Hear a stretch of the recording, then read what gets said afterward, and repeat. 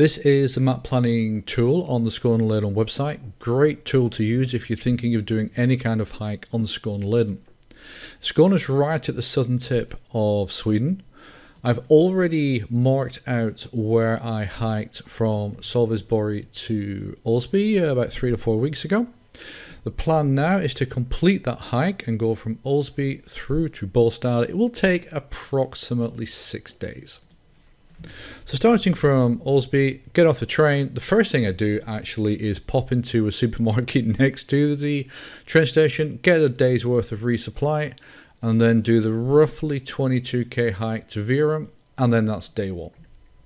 Day two is split into two parts. The first one is a 12k hike into Vidhur. That also has a supermarket, so I'll be resupplying there as well.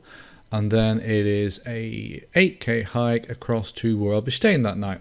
There's no Lägerplats campsite here, so I expect to be able to find somewhere to pitch my tent. If I can't, then I'll just come down to this campsite here.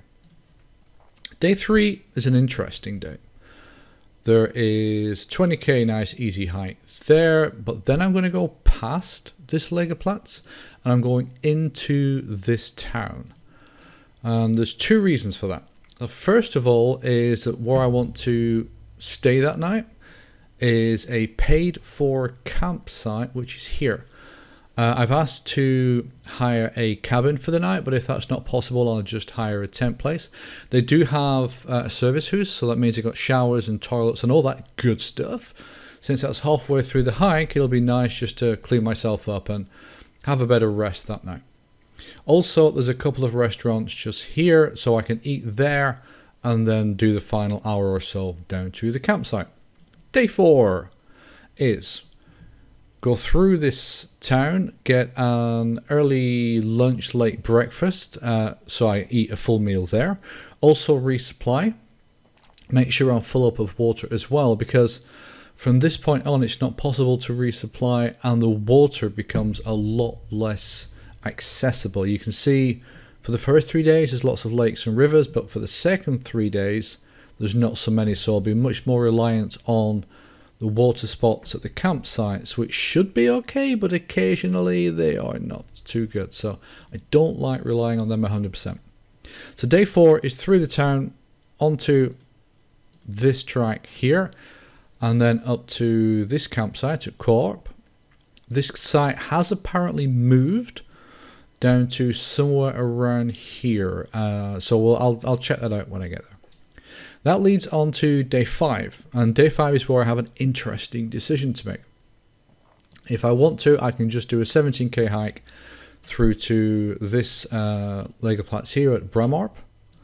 But if I want to finish the hike on this day, I can just simply do the next section, which is 12 kilometers, but then I need to add probably a couple of kilometers further to get down to the beach, and then I'm done. So I might very well finish it on day 5, or if I'm feeling good. If not, then I'll finish it on day 6. And for me to finish this hike, I touched the water back at Sölvesborg. So I need to touch the water on this side of Sweden, which will be about there. As you can see, there's actually a beach there, so it's going to be super cool. After that, it's a bus across to the train station, which is here. And then it's just a train back to Malmö. And for reference, this is right at the northern edge of Skåne. Malmö is here. Malmö is the 3rd largest city in Sweden, and it is kind of the center of the whole of Skåne. So yeah, that is the second half of the trip to complete Sölvesborg on the east side to Båstad on the west side across the SL1.